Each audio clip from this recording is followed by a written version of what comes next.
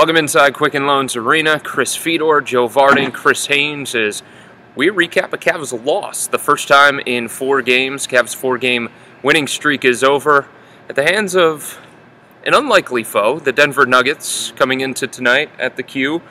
Winners of 1 in their last 7 tries. Denver 2-7 on the year before tonight. So after the game against Atlanta, a game in which the Cavs played brilliantly, Chris, what happened here tonight?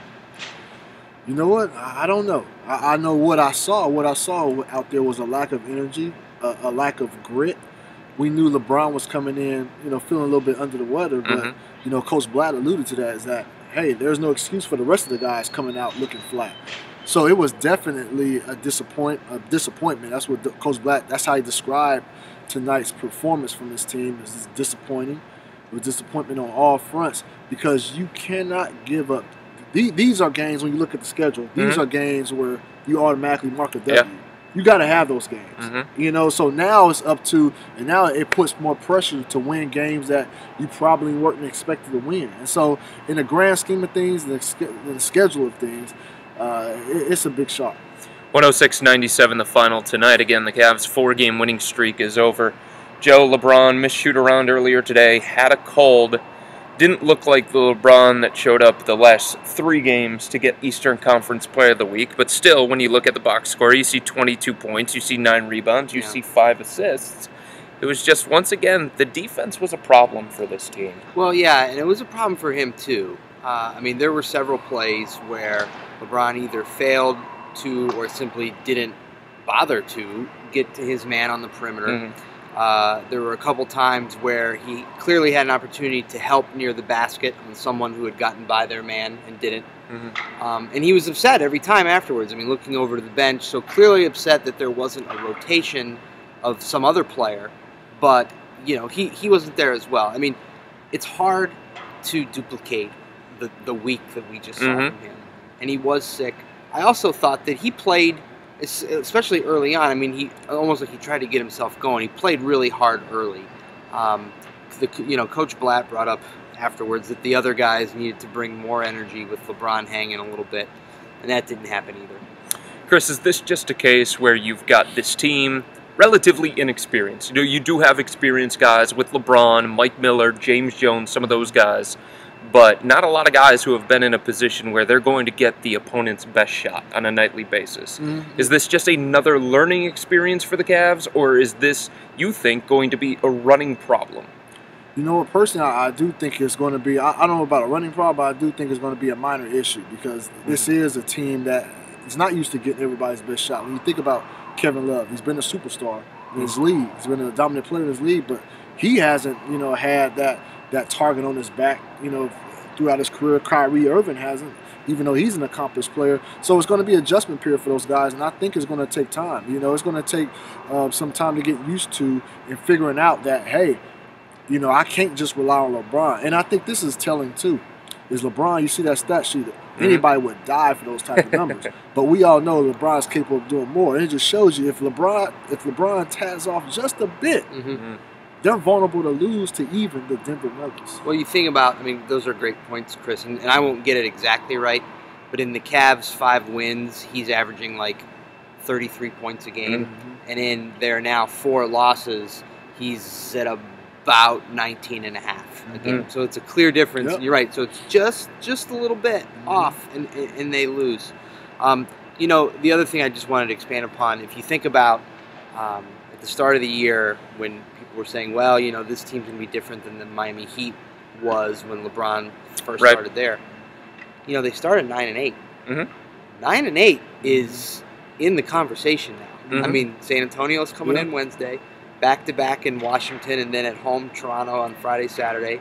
Then, they play some at home, and so they might be able to get well there. But 9-8 is a real thing right now. Yeah, it's far from 70 wins. We still have a long way to go here in this season. We're not ready to give up on that just yet here, Chris. Right. I think one thing that is alarming, though, for this team, and there aren't a lot of issues, they just had a 4-game winning streak, and so many people were excited about the offense, averaging 119 points per game in those 4 games. But there was a dirty little secret. Aside from that game against Atlanta, the most recent one, where they held Atlanta to 94 points. Yeah. Every other win during that streak, they gave up at least 100.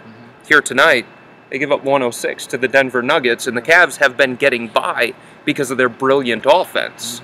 But if they don't have that great offensive output, it's hard for this team to win on defense. And that's why in my game story after the Atlanta game, I didn't put too much stock into defense. You know, if you look at it, I didn't really mention their defense at all. You know, they've been getting away with their offense. I'm glad you mentioned it. They've been getting away with their offense. They're so talented, and they have a plethora of different weapons on the offensive end that they can get away. And then it kind of helps their defense out a little bit because, you know, offense can help your defense when you really got it going. So I always knew that wasn't rectified. And you see that tonight, it definitely wasn't rectified. But, you know, I think at the grand scheme of things, if you look at how they're set and how they're geared, you know, hey, if they can keep outscoring teams, you know, the method of the game is to outscore the team who has the most points at the end of the game, at the end of the day. So if they can do that, they'll be fine. But the defense, you still want to see them be able to get better in spots. The Nuggets 44 points in the paint tonight. The Cavs on the season giving up about 40 points per game in the paint. So that brings us to the final question here, Chris. There is some conversation out there about the Minnesota Timberwolves having Corey Brewer available, the Cavs interested, the Houston Rockets interested. The Cavs could have the ammunition to make a trade like that.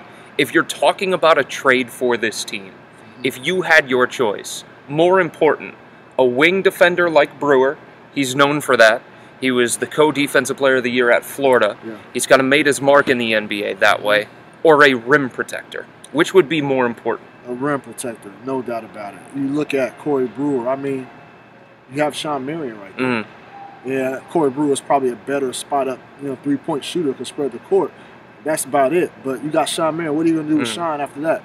But rim protector, that's the number one answer. I think if you even ask Cavs management, they'll go for a rim protector. But it's just there's not that many bigs out there available.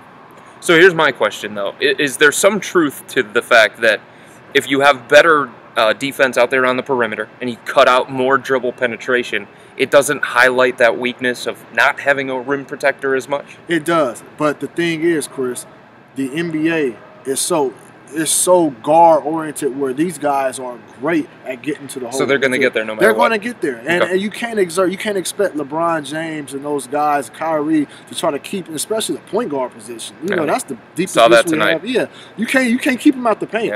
You can contain them. But you have to, every defense needs to have that comfort level to know, hey, once this guy goes back, I got somebody out there that's got my back. And they just don't have that. Cavs lose tonight. 4-game winning streak is done. 106-97 the final against the Denver Nuggets. But the Cavs, they have to regroup. They have to get ready because the San Antonio Spurs, defending champs, come to the Q right here on Wednesday night. We'll be back with you then. Until then, continue to check out cleveland.com/Cavs. We've got stories tonight and tomorrow. The Cavs back on the practice floor tomorrow as well. For Joe Vardon and Chris Haynes, I'm Chris Fedor. Good night, everybody.